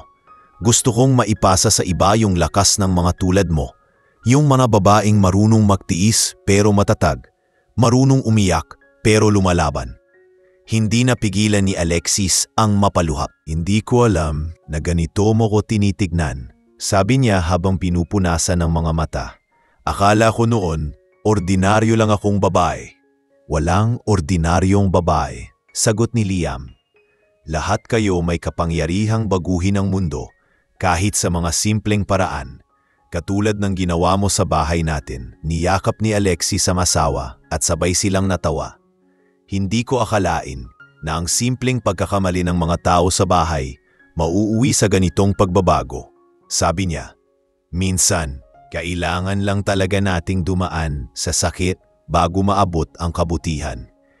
Kinagabihan, habang nakaupo sila sa veranda, nagkwentuhan sila tungkol sa mga plano. "Gusto kong bumalik sa probinsya minsan," sabi ni Alexis. "Gusto kong makita yung mga kababaihang naiwan doon. Marami sa kanila nangangarap pa ring makaalis sa hirap. Sasamahan kita, tugon ni Liam. Doon natin sisimulan ang unang branch ng foundation mo. Napatawa si Alexis. Foundation ko? Oo, ikaw ang magiging mukha nito, sagot ni Liam. Ikaw ang simbolo ng katatagan. Pagkalipas na ilang linggo, bumalik sila sa Iloilo. Nang makita ni Alexis ang luma nilang bahay, napaluha siya sa tuwa. Sinalubong siya ng mga kapitbahay, halos hindi makapaniwala sa kanyang naging pagbabago. Si Alexis yun, yung anak ni Aling Lita, sigaw ng isa. Grabe, tingnan mo siya, ang ganda na. Ngunit mumiti lang siya at niyakap ang mga dating kakilala. Wala namang nagbago sa akin, sabi niya. Simpleng tao pa rin ako. Dinala nila ni Liam ang unang proyekto ng foundation, isang maliit na training center para sa kababaihang gustong matutong magnegosyo. Ito magsisimula ang bagong pag-asa, sabi ni Alexis sa harap ng mga kababaihan. Kasi ang tunay na tagumpay ay yung kaya mong itaas ang iba habang umaangat ka. Habang bumabalik sila sa Maynila sakay ng kotse, tahimik si Alexis nakasandal sa balikat ni Liam. Alam mo, bulong ni Liam, minsan naiisip ko kung hindi ka pumunta sa bahay ng araw na yon baka hindi nagbago ang lahat. Napangiti si Alexis, nakatingin sa labas ng bintana. Baka nga, pero siguro ganito talaga ang tadhana. Minsan kailangang dumausdos sa putik bago matutong tumingala sa langit. Tumango si Liam at hinawakan ang kamay niya. At sa bawat sandali gusto kong makasama ka. Kasi sa mundong puno ng panghusga, ikaw lang ang nagpapaalala sa akin kung ano ang mahalaga, ang respeto at ang puso. Sa tahimik na daan pa uwi, magkahawak kamay silang dalawa. At sa loob ng sasakyan, sabay nilang naramdaman na sa wakas, ang lahat ng sakit ay napalitan na ng pag-asa at panibagong simula. Pagbalik ni na Alexis at Liam sa Maynila, ramdam pa rin nila ang init ng pagtanggap ng mga tao sa probinsya. Sa loob ng sasakyan, habang nakatingin si Alexis sa mga dumaraang ilaw sa kalsada, napaisip siya kung gaano nakalayo ang kanilang narating. Mula sa isang simpleng probinsyana na inapi at minamaliit, nayo'y naging simbolo siya ng pagbabago at inspirasyon. Ngunit alam niyang hindi doon nagtatapos ang lahat. Sa likod ng tagumpay ay may panibagong laban na kailangang harapin, ang pagpapatuloy ng mga nasimulan nilang proyekto at ang pagharap sa mga taong hindi pa rin marunong tumanggap ng kabutihan. Kinabukasan, maagang pumasok si Liam sa opisina. Nais niyang ayusin ang mga dokumento para sa opisyal na pagpapalawak ng kanilang foundation. Si Alexis naman ay nanatili sa bahay upang ayusin ang mga papeles ng kanilang mga partner sa probinsya. Habang abala siya, biglang dumating si Jenny. Bit-bit ang isang sobre. Ma'am, may nagatid po kanina. Sabi ng guard para raw po sa inyo. Kinuha ni Alexis ang sobre at binuksan iyon. Isang liham mula sa isa sa mga kababaihan sa Iloilo nagpapasalamat sa kanya. Ma'am Alexis, nakasulat. Dahil sa inyo, nakapagsimula na ako ng maliit na tindahan. Hindi ko man kayo makitang muli. Talam kong hindi ako nag-iisa. Maraming salamat sa pagturo sa aming mga babae na hindi kailangang mayaman para makabangon. Napaluha si Alexis habang binabasa iyon. Marahan niyang ibinaba ang liham at ngumiti. Ito ang dahilan kung bakit dapat tayong magpatuloy, bulong niya. Nang umuwi si Liam, nakita niyang nakaupo si Alexis sa veranda. Hawak ang liham. Bakit ka umiiyak? Tanong niya habang lumalapit. Hindi ito luha ng lungkot, sagot ni Alexis sabay ngiti. Ito yung pakiramdam na kahit simpleng salita lang mula sa iba, napapalakas ka. Liam, naiisip ko, baka ito talaga ang misyon ko, ang tumulong sa mga kababaihan na tulad ko. Napangiti si Liam at umupo sa tabi niya. At ako ang magiging sandigan mo sa bawat hakbang. Niyakap siya ni Alexis at sa yakap na iyon, alam nilang pareho na hindi na lang ito tungkol sa kanilang kwento, kundi tungkol sa mga taong binago ng kwento nila. Lumipas ang mga buwan at lumago ang foundation. Maraming kababaihan, Mula sa iba't ibang probinsya ang natulungan. May mga nakapagtayo ng negosyo. May mga nakapag-aral muli. Lalong dumami ang mga humahanga kay Alexis. Ngunit kasabay ng tagumpay ay dumating din ang mga kritiko. Isang gabi, habang nag-uusap sila ni Liam sa sala, ipinakita nito ang ilang artikulong lumabas sa social media. May mga nagsasabi raw na ginagamit mo lang daw ang pagiging simpleng probinsyana para magmukhang mabait. May mga nagsasabi ring scripted ang lahat. Napangiti si Alexis at huminga ng malalim. Hindi na ako magtataka, mahal. Ganun talaga ang mundo. Kapag may umaangat, may maghihila pababa.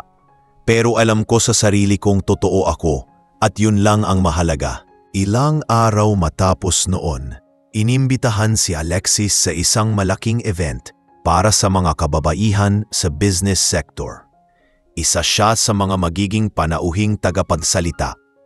Kinabahan siya noong una, pero naisip niyang ito na ang pagkakataong maipahayag ang tunay na kwento niya. Sa araw ng event, habang papasok siya sa stage, naramdaman niya ang kaba sa dibdib. Ngunit nang makita niya ang dami ng mga babaeng nakatingin sa kanya, ilan ay nakangiti, ang iba ay halatang humahanga. Bigla siyang nakaramdam ng lakas. Magandang hapon sa inyong lahat. Panimula niya. Hindi ako anak ng mayaman. Hindi ako lumaki sa marangyang bahay. Isa lang akong simpleng babae mula sa probinsya na natutong tumindig sa gitna ng pang-aapi. Tahimik ang mga tao habang nagsasalita siya. Minsan, akala natin ang tagumpay ay nasusukat sa pera, sa posisyon, sa ganda ng damit. Pero sa totoo lang, ang tunay na tagumpay ay kapag kaya mong patawarin ang mga nanakit sa'yo at gamitin ang sakit para tumulong sa iba. Pagkatapos ng talumpati, tumayo ang lahat at nagpalakpakan. Lumapit ang ilang mga negosyante at mga kababaihan sa kanya, nagpasalamat at nagsabing nabigyan sila ng lakas ng loob. Habang pinagmamasdan ni Alexis ang mga ito, napangiti siya at napatingin sa langit. Salamat Panginoon, bulong niya, sa pagbibigay ng saysay sa bawat sugat na pinagdaanan ko. Pag-uwi nila ni Liam, tahimik silang naglakad papasok sa bahay. Ang galing mo kanina, sabi ni Liam habang nakangiti. Hindi mo lang binago ang imahe ng Monte Carlos Group. Binago mo rin ang pananaw ng napakaraming tao. Hindi ko ginawa yon para sa imahe, sagot ni Alexis. Ginawa ko yon dahil alam kong marami pa ring katulad ko na tahimik lang na lumalaban araw-araw. Gusto kong iparamdam sa kanila na hindi sila nag-iisa. Makalipas ang ilang linggo, habang nag-aalmusal sila, tinanong ni Jenny, "Ma'am, totoo po bang may balak kayong magbukas ng isa pang branch ng foundation sa Mindanao?" Ngumiti si Alexis. "Oo, Jenny. Gusto kong maabot kahit yung mga nasa malalayong lugar. Ang kabutihan, hindi dapat limitado sa isang bayan lang." Tumango si Jenny. "Alam niyo po ma'am, dati gusto ko lang makaalis sa kahirapan. Pero ngayon, gusto ko nang tumulong sa iba, katulad niyo." Napangiti si Alexis at hinaplos ang ulo ni Jenny. "Iyan ang gusto kong marinig. Kapag nakatulong ka sa isang tao, hindi lang siya ang nagbabago. Pati ikaw, nagiging mas mabuting tao." Habang tumatagal, mas lumalawak ang epekto ni Alexis sa mga tao sa paligid niya.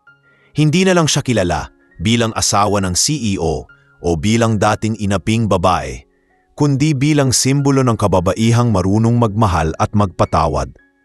Sa bawat proyektong sinisimulan nila ni Liam, laging naroon ang kanyang simpleng mensahe na kahit anong ranggo o antas ng buhay, pare-pareho lang tayong may kakayahang gumawa ng kabutihan. At sa bawat araw na lumilipas, naramdaman niyang unti-unti nang natutupad ang pangarap niyang mundo kung saan walang mas mataas o mas mababa, kundi pantay-pantay ang pagtingin sa bawat isa. Isang gabi, habang nakatanaw siya sa mga ilaw ng lungsod, niyakap siya ni Liam mula sa likod. "Ngayon ko lang na-realize," sabi nito, "ang kwento natin parang simpleng maling afala lang na nauwi sa pagbabagong hindi ko akalaing mangyayari." Ngumiti si Alexis, marahang sumandal sa kanya. Minsan, kailangan lang talaga nating hayaang ang tadhana ang magpakilala kung sino tayo. Kasi kahit mali ang unang tingin ng tao, sa dulo, ang totoo pa rin ang mananatili. Sa gabing iyon, sa ilalim ng mga bituin, alam nilang natagpuan nila hindi lang ang pag-ibig, kundi ang layunin na magpapabago sa maraming buhay. 1 taon ang lumipas mula nang magsimula ang Monte Carlos Women's Initiative. At sa panahong iyon, hindi lang si Alexis ang nagbago, kundi maging ang buong kumpanya at mga taong nakapaligid sa kanya.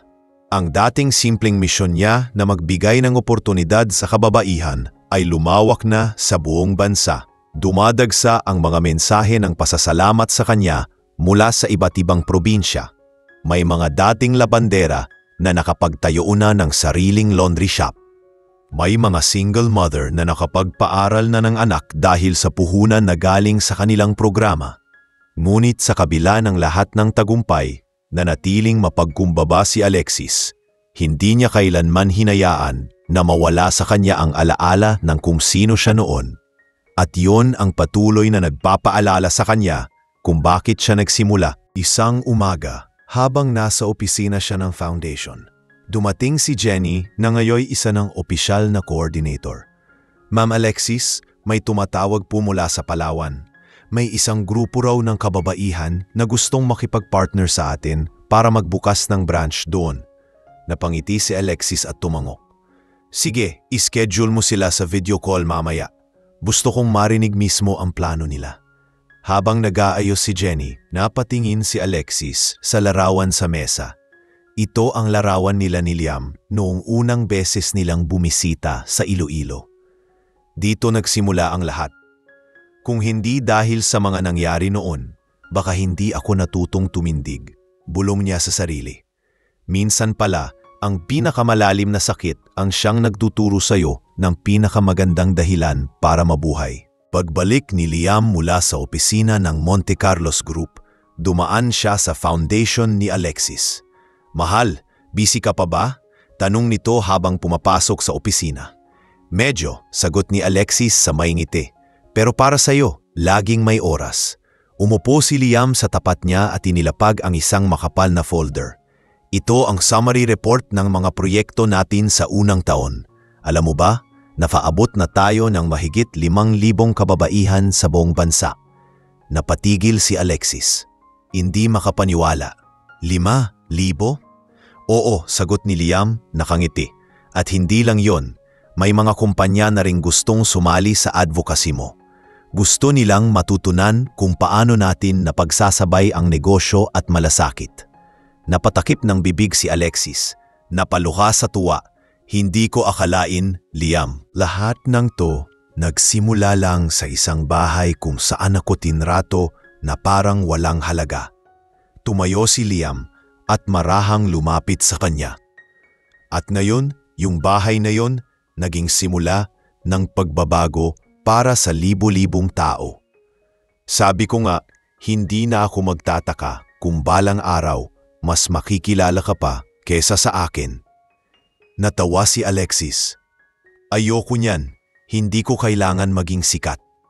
Ang gusto ko lang maramdaman ng mga tao na may pag-asa, na kahit gaano kababa ang tingin sa kanila ng mundo, pwede silang bumangon. Kinahapunan, habang nagkakape sila sa beranda ng foundation, dumating si Tessa. Simple na rin ang bihis nito ngayon, malayo sa dating mataray na mayordoma. Ma'am Alexis, sabi niya, gusto ko lang sanang magpasalamat. Dahil sa inyo, nakapagpatayo na ako ng maliit na eatery sa probinsya namin. Binigyan niyo ako ng puhunan at pagkakataon. Hindi ko na kailanman malilimutan yon. Napangipi si Alexis. Tessa, hindi ko yan magagawa kung hindi ka rin nagbago. Kung hindi mo tinanggap na kaya mong mag-umpisa ulit, hindi mo mararating yan. Tama ka, ma'am, sagot ni Tessa. Dati ang yabang ko. Akala ko, kaya ko lahat dahil nasa piling ako ng mayaman. Pero ngayon, alam kong ang tunay na yaman ay yung marunong kang maging masaya kahit simple lang ang buhay. Sa mga sumunod na buwan, Mas lumawak pa ang kanilang mga programa. Nakilala si Alexis sa media bilang ang babaeng tinuruan ang mga mayaman ng kababaang loob. Hindi man niya hinangad ang kasikatan, ginamit niya ito para lalong mapalaganap ang kanilang misyon. Madalas siyang maimbitahan sa mga programa sa telebisyon at radyo. Isang gabi, habang pinapanood siya ni Liam sa TV, habang ini-interview, napangiti ito at mahina niyang sinabi sa sarili, "Yan ang babaeng pinakasalan ko. Hindi siya ordinaryo." Matapos ang panayam, umuwi si Alexis at nadatnan si Liam na nagluluto. "Wow, nagluto ka?" tanong niya habang humahaplos sa braso ng asawa. "Gusto kong iparamdam sa iyo kung anong pakiramdam ng may nag-aalaga," sagot ni Liam. "Kasi araw-araw, ikaw ang nag-aalaga sa iba." Napangiti si Alexis at niyakap siya mula sa likod. "Alam mo, minsan naiisip ko, kung hindi kita nakilala, baka hindi ko natutunang maniwala ulit sa kabutihan." "And kung hindi kita nakilala," sagot ni Liam, "baka hanggang ngayon, akala ko pera lang ang sukatan ng halaga ng tao." Sa gitna ng tahimik nilang hapunan, napatingin si Alexis sa labas ng bintana. "Liam, gusto kong gumawa ng libro," sabi niya. "Isusulat ko lahat, mula sa araw na inakala nilang maid ako, hanggang sa araw na natutunan kong patawarin sila." "Magandang ideya yan," sagot ni Liam. "Iyon ang magiging gabay ng mga kababaihan na nangangarap." "Hindi lang mga babae," sagot ni Alexis, "pati mga lalaking gaya mo na handang matuto at magpakumbaba." Lumipas ang ilang buwan at sa wakas, natapos ang libro ni Alexis. Pinamagatan niya itong Ang Probinsyanang Natutong Manindigan. Sa launching ng libro, dumalo halos lahat ng taong naging bahagi ng kanyang kwento. Sina Jenny, Clarice, Tessa at maging ang mga dating kasambahay sa mansyon. Sa kanyang talumpati, sinabi niya, "Ang kwento ko ay kwento rin ng libu-libong Pilipino na minsang minamaliit pero hindi sumusuko. Kasi ang laban ng isang tao hindi nasusukat sa ganda ng uniforme o laki ng bahay. Nasusukat ito sa kung gaano siya katatag magmahal at magpatawad." Pagkatapos ng palakpakan, tumingin siya kay Liam na nakatayo sa dulo ng stage. Mumiti ito, nagtaas ng kamao at marahang tinapik ang puso. Sa gabing iyon, habang pinagmamasdan ni Alexis ang mga taong humahanga sa kanya, alam niyang natupad na ang dahilan kung bakit siya sinubok ng tadhana. Mula sa pagiging probinsyanang pinaglilinis ng sahig, siya ngayon ay babaeng tinutularan ng marami, hindi dahil sa kayamanan o kapangyarihan, kundi dahil pinili niyang manatiling totoo, kahit ilang beses siyang maliitin ng mundo.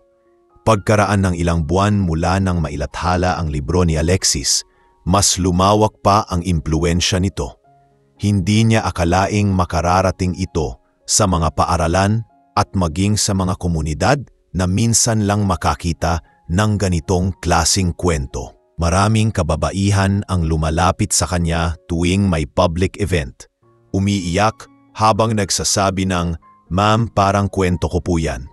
Minsan ay may mga ina na nilapitan siya, sinabing sa pamamagitan ng kanyang mga salita, natutunan nilang bumangon muli matapos iwan ng asawa. Sa bawat ngiti at yakap na natatanggap niya, ramdam ni Alexis na hindi na lang siya basta nagsusulat ng kwento, nagbibigay siya ng pag-asa. Ngunit sa kabila ng kasikatan, nanatili siyang mapagkumbaba. Ayaw niyang makulong sa mundo ng atensyon at parangal. Mas gusto niyang tahimik na nakikita ang mga proyektong natutupad at mga taong lumalago dahil sa munting tulong na nagmula sa kanyang pinagmulan. Isang hapon, habang abala siya sa opisina ng foundation, may kumatok sa pinto. Si Jenny iyon, nakangiti pero halatang may gustong sabihin. "Ma'am, may gustong makausap sa inyo," sabi niya, importante raw. Napatingin si Alexis, sino raw tanong niya. Ang pangalan po niya, Madam Celine Montecarlos. Sagot ni Jenny. Nabigla si Alexis. Si Celine, ang ina ni Liam, ang babaeng matagal nang nanahimik matapos ang kasal nila. Sa ilang taon nilang pagsasama ni Liam, bihira nila itong makausap dahil noon pa man ay alam ni Alexis na hindi siya tanggap nito. Pakipasok na lang, mahinahong sagot ni Alexis kahit kumakabog ang dibdib niya. Pumasok si Celine, nakaayos pa rin at may tindig na parang hindi tumatanda. Alexis, bungad nito. Matagal na kitang gustong makausap. Tumango si Alexis, marahang ngumiti. Magandang hapon po, Ma'am Celine. Umupo po kayo. Umupo ang ginang at ilang sandaling tahimik. Hindi ko alam kung paano ko sisimulan ito, sabi ni Celine. Noong una kitang nakita, aaminin ko, hindi kita gusto para sa anak ko. Hindi dahil masama ka, kundi dahil akala ko, hindi mo siya kayang sabayan. Pero nagkamali ako. Sa bawat balita tungkol sa'yo, sa mga taong natulungan mo, napagtanto kong hindi kayamanan ang basihan ng kabutihan. Napangiti si Alexis, may luha sa gilid ng mata. Hindi ko po kailanmang hinangad na patunayan ang sarili ko. Ang gusto ko lang noon ay maging karapat-dapat sa pagmamahal ni Liam. Tumango si Celine, pinigilan ng luha. At higit pa roon ang ipinakita mo. Isa kang inspirasyon hindi lang sa mga babae, kundi pati sa akin. Kaya ako narito para humingi ng tawad. Hindi agad nakapagsalita si Alexis. Marahang kinuha niya ang kamay ng ginang at hinaplos iyon. Wala po kayong dapat ikahiya. Kung nagkamali man kayo noon, iyon ay dahil gusto niyo lang maprotektahan ang anak niyo. Nauunawaan ko po yun. Tumulo ang luha ni Celine at napangiti ito. Ngayon alam ko na kung bakit pinili ka ni Liam. May puso kang hindi natutong manumbat. Dumating si Liam habang magkasamang nakaupo ang dalawa. Mama, gulat nitong sabi, anong ginagawa mo rito? Tumayo si Celine at niyakap ang anak. Anak, matagal ko nang gustong makita kayong dalawa. Ang tagal kong naging bulag, na yun lang ako lubos na nakakita. Niyakap din siya ni Liam, halatang naiiyak.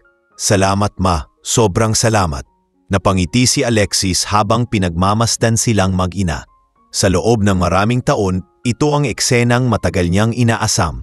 Ang pagkakabati ni Liam sa kanyang ina. Pagkatapos ng mahabang usapan, nadhapunan silang tatlo sa bahay. At sa unang pagkakataon, naramdaman ni Alexis na kumpleto ang pamilya. Makalipas ang ilang linggo, inanyayahan si Alexis na tumanggap ng parangal mula sa isang pambansang organisasyon para sa kababaihan.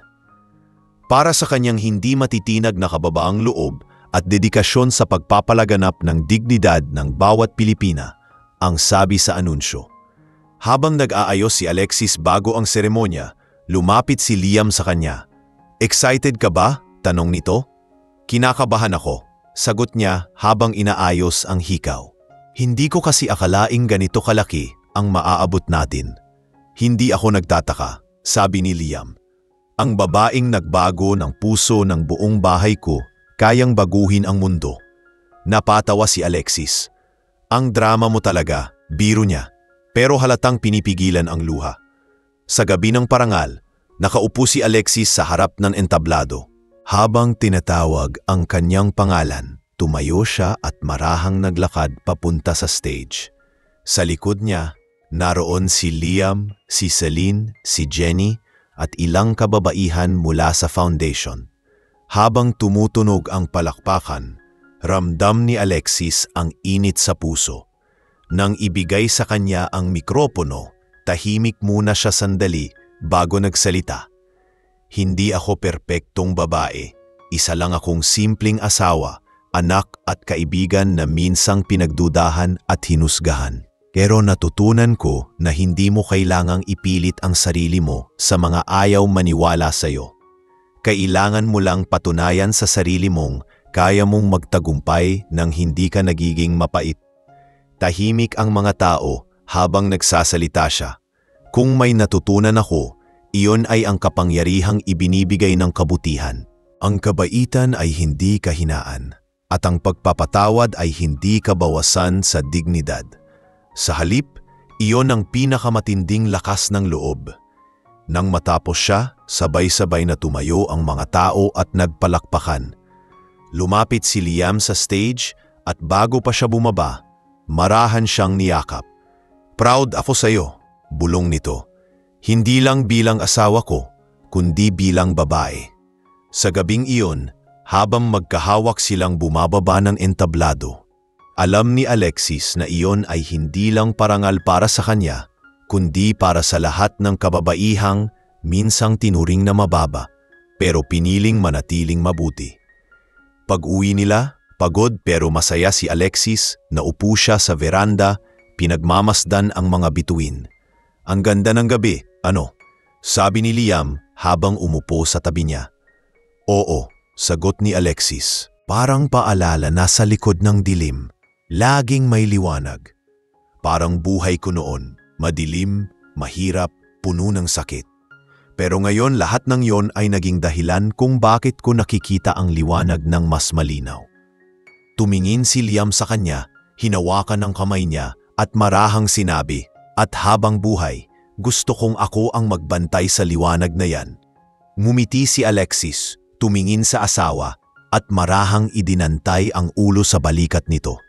Sa katahimikan ng gabi, sabay nilang naramdaman na ang buhay ay hindi kailanman tungkol sa kung saan ka nagmula, kundi kung paano ka tumindig sa gitna ng paghamak at kung paanong sa kabila ng lahat nanatili kang marunong magmahal. Makalipas ang ilang buwan mula nang tanggapin ni Alexis ang paramal, tila lalo pang dumami ang mga taong lumalapit sa kanya para humingi ng gabay at inspirasyon. Sa tuwing may dumarating na liham o mensahe, hindi niya maiwasang mapaluha sa tuwa. Ngunit sa kabila ng lahat ng ito, nanatili siyang simple.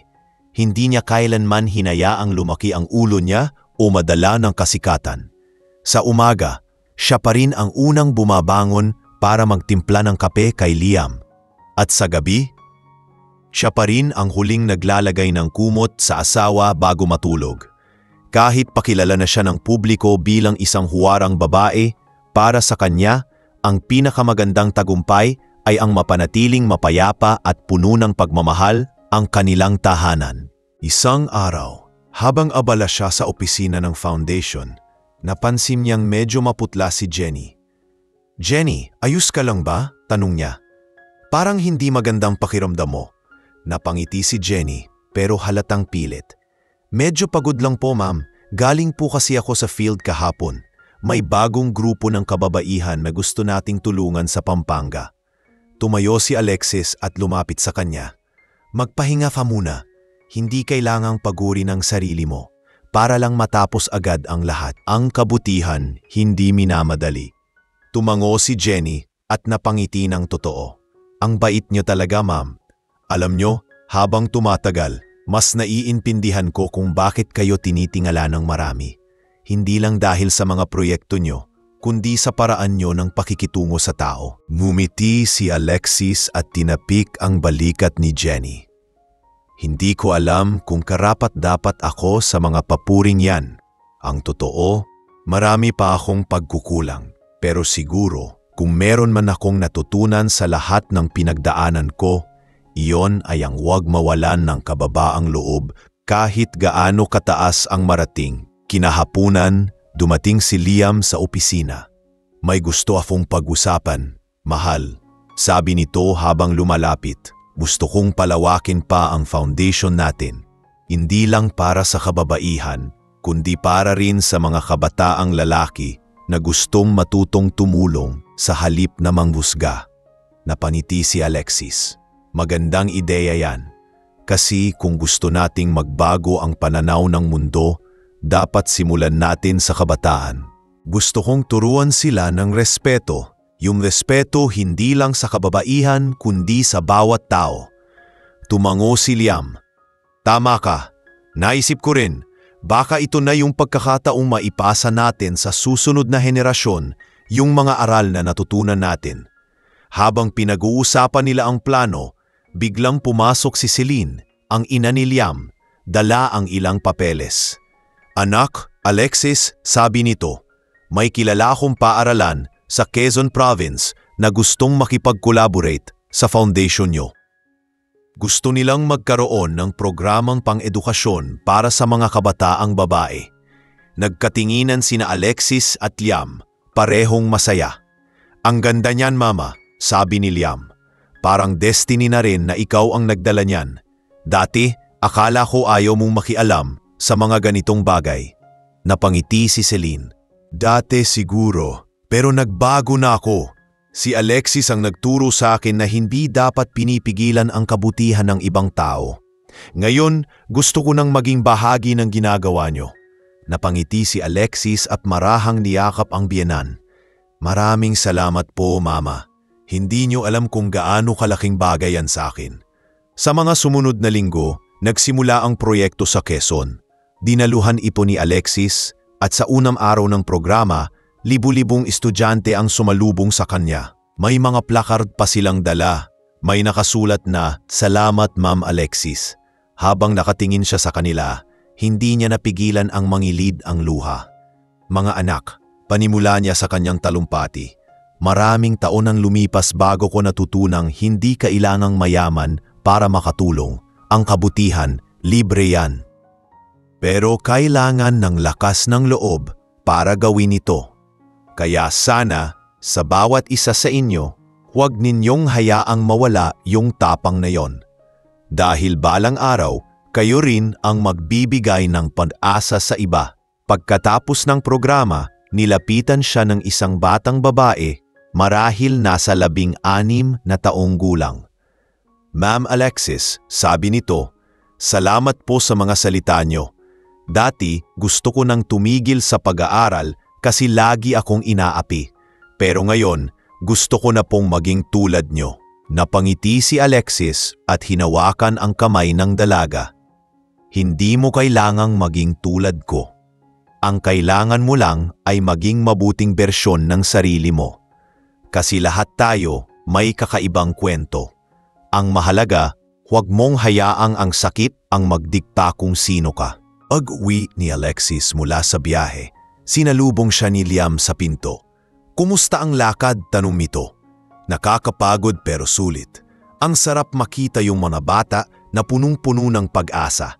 Para bang nakikita ko yung sarili kong dating nangangarap." Niyakap siya ni Liam.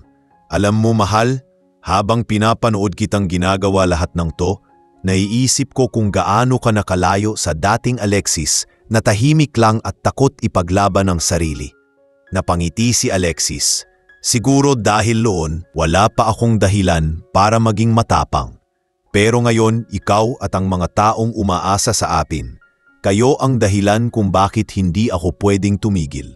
Kinabukasan, nagising si Alexis ng mas maaga kaysa sa karaniwan. Binuksan niya ang bintana ng kwarto at pinagmasdan ang liwanag ng umaga. Tahimik ang paligid, pero sa dibdib niya puno ng kapayapaan. Sa isip niya binalikan niya ang lahat. Mula sa araw na inapi siya hanggang sa sandaling lumaban siya ng may dignidad. "Kung hindi ko piniling manahimik noon, baka hindi ko natutunang makinig," bulong niya.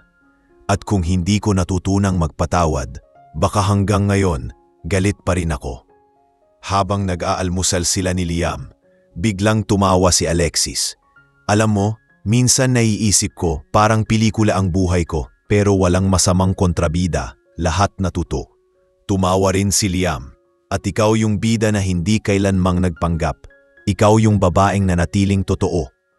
"Hindi ako perpekto," sagot ni Alexis. "Pero kung may isang bagay akong gustong tandaan ng mga tao sa kwento ko, iyon ay kahit gaano kadilim ang umpisa ng buhay mo, may pag-asang magiging maganda ang wakas, basta may kabutihan kang pinanghahawakan." At habang patuloy silang magkasamang humaharap sa bawat bagong araw, ramdam ni Alexis na hindi lang siya basta babae na minsang minamaliit.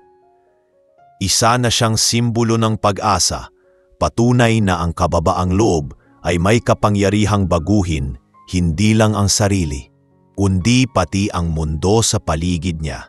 Lumipas ang 2 taon mula nang magsimula ang foundation ni Alexis at maging isang pambansang kilusan ang kanilang programa para sa kababaihan. Mula sa maliliit na barangay hanggang sa mga lungsod, naririnig na ang pangalan ni Alexis Montecarlos, hindi lang bilang asawa ng isang CEO, kundi bilang simbolo ng kabutihan at inspirasyon. Ngunit sa kabila ng lahat ng parangal at pagkilala, nanatiling payak ang buhay niya. Mas gusto pa rin niyang personal na bumibisita sa mga lugar na kanilang tinutulungan, makipagkamay sa mga tao, at marinig mismo ang mga kwento ng bawat babae na minsang pinagdudahan ngunit natutong tumindig. Para kay Alexis, iyon ang tunay na gantimpala, ang makitang may ngiti sa mukha ng mga taong dati ay walang pag-asa. Isang umaga, habang nakaupo siya sa veranda ng kanilang bahay, dumating si Liam na may dalang diaryo. "Mahal," sabi nito, "lumabas ka na naman sa front page." Napatawa si Alexis at umiling. "Hindi ko na nga tinitingnan ang mga iyan, baka lumaki pa ulo ko." Umupo si Liam sa tabi niya at hinaplos ang kamay ng asawa. "Hindi lalaki ang ulo ng babaeng marunong lumuhod sa panalangin," sabi niya. "Ang totoo, mas nakikita ko ngayon na mas naging mapagkumbaba ka pa kaysa noon." Tumawa si Alexis at sumandal sa balikat ni Liam. "Kasi mas naiintindihan ko na ngayon na hindi pala sa tagumpay nasusukat ang halaga ng tao. Nasusukat yon sa kung ilan ang natulungan mo." Habang nag-uusap sila, dumating si Jenny. Ngayon ay isang project head sa foundation. "Ma'am Alexis," masayang sabi nito, "may balita po ako. Naaprubahan na yung pondo para sa bagong center sa Visayas. At may mga lokal na opisyal na gustong makipagtulungan sa atin." Napangiti si Alexis at agad tumayo. "Talaga? Napakagandang balita niyan. Jenny, ikaw ang bahala sa paghahanda ng team. Gusto kong siguraduhing mas madaming kababaihan ang maaabot natin doon." Tumango si Jenny at tumalis agad, puno ng sigla. Si Alexis naman ay napatingin sa malayo. "Ang bilis ng panahon, Liam. Parang kahapon lang. Tahimik lang akong umiiyak sa gilid ng kwarto dahil sa kahihiyan. Ngayon, heto tayo, gumagawa ng mga bagay na ni minsan hindi ko inakalang posible." Tumayo si Liam at niyakap siya mula sa likod. "Ang bawat sakit na pinagdaanan mo noon, mahal, naging binhi ng pagbabago ngayon. Wala kang sinayang." "Siguro nga," sagot ni Alexis. "Kasi kung hindi ako nasaktan, baka hindi ko matutunang pahalagahan ang kabutihan. At kung hindi ako pinahiya, baka hindi ko matutunang ipagtanggol ang sarili ko ng may dignidad." Uminga siya ng malalim at numiti. "Alam mo, minsan naiisip ko, baka ito talaga ang dahilan kung bakit ko naranasan lahat ng yon. Para maunawaan ko ang halaga ng bawat babae, mayaman man o mahirap, marunong o hindi. Lahat may karapatang marinig at igalang." Sa mga sumunod na linggo, nagpunta si Alexis sa Visayas kasama ang ilang miyembro ng foundation. Mainit ang pagtanggap sa kanya ng mga kababaihang naroon. May mga nakasabit na banderitas at mga placard na may nakasulat na "Salamat Ma'am Alexis." Habang lumalakad siya sa gitna ng crowd, hindi niya napigilang mataluha. "Hindi ko po akalaing makikita ko kayo sa personal," sabi ng isang matandang babae habang hinahawakan ang kamay niya. "Dahil sa inyo, nakapagpatayo kami ng maliit na tindahan at napag-aral ko yung apo ko." Napangiti si Alexis. Tinapik ang kamay ng matanda. "Hindi ako ang dahilan, Nay. Kayo ang dahilan kung bakit nagtagumpay ang proyekto. Kayo ang patunay na kapag gusto ng tao ang pagbabago, kahit sino pa siya, kakayanin niya." Habang ginaganap ang programa, pinagmamasdan ni Alexis ang mga kababaihang nakangiti, ang mga batang tumatakbo, at ang mga pamilyang muling nagkaroon ng pag-asa. Sa sandaling iyon, ramdam niya ang malalim na kapayapaan. Ito na siguro yung tinatawag nilang kabusugan ng kaluluwa. Mahina niyang sabi, yung pakiramdam na puno ka kahit wala kang inaasahang kapalit. Pagbalik niya sa Maynila, sinalubong siya ni Liam sa airport. "Pagod?" tanong nito habang inaabot ang bag niya. "Oo, pero masaya," sagot ni Alexis. "Parang bawat lakad ko, May natutunan akong bago sa mga tao.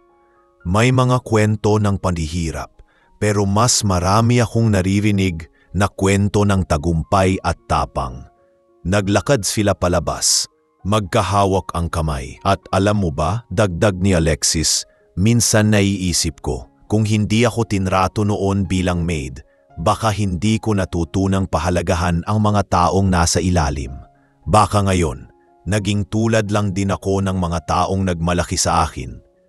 Napatingin sa kanya si Liam, marahang ngumiti. Minsan talaga, kailangan nating daanan ang maling pagtingin ng iba para makita natin ang tunay na halaga ng sarili. Pagdating nila sa bahay, nagtannan nila si Celine at si Jenny na naghahanda ng hapunan. Ma'am Alexis, sabi ni Jenny, may bisita raw po kayo bukas. Si Clarice, babalik mula sa Davao. Napatigil si Alexis at napangiti. Si Clarice, ang tagal na naming hindi nagkita. Kinabukasan, dumating nga si Clarice. Simple na rin ang bihis nito. May dala pang pasalubong. Ma'am Alexis, Sir Liam, sabi nito, masaya akong makita kayong muli. Gusto ko lang sanang magpasalamat ulit. Dahil sa inyo, nagkaroon ako ng panibagong buhay. Tinanggap ako ng foundation ninyo bilang volunteer sa Davao at ngayon nakakapagbigay na rin ako ng training sa mga kababaihan doon. Napangiti si Alexis, lumapit at niyakap siya. Clarice, yan ang pinakamasarap na balita sa lahat. Sabi ko na nga ba, gagamitin mo ang pinagdaanan mo para tumulong sa iba. Tumawa si Clarice, noon puro yabang lang alam ko. Pero ngayon mas masarap pala sa pakiramdam yung tumulong kesa magmalaki. Nang gabing iyon, habang magkasamang nakaupo sa hardin sina Alexis at Liam, napatingin siya sa langit na puno ng bituin. Liam, mahinang sabi niya, tumating ang araw na wala na ako. Gusto kong ipagpatuloy mo lahat ng to. Ayokong mamatay yung mga pangarap natin para sa mga tao. Hinawakan ni Liam ang kamay niya, marahang pinisil. Hindi ko kailangang hintayin yon, mahal. Habang nandito ka, siya paon ay mababayak yon. Araw-araw kong ipinapangako na ipagpapatuloy ko ang lahat ng sinimulan mo. Napangiti si Alexis, marahang sumandal sa dibdib ng asawa.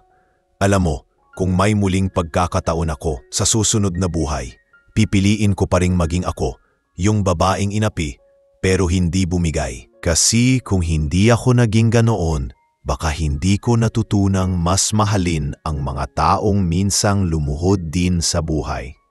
Sa ilalim ng mga bituin, sabay silang natahimik at sa katahimikang iyon, pareho nilang alam na natapos na ang isa sa pinakamahalagang yugto ng kanilang buhay.